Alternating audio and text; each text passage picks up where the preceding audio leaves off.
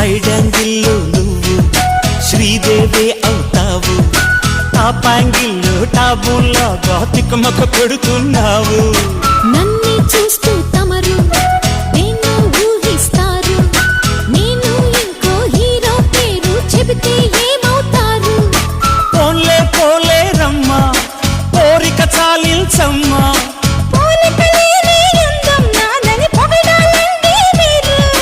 పొగరు ఫిగరు నీతో సరి ఎవరు?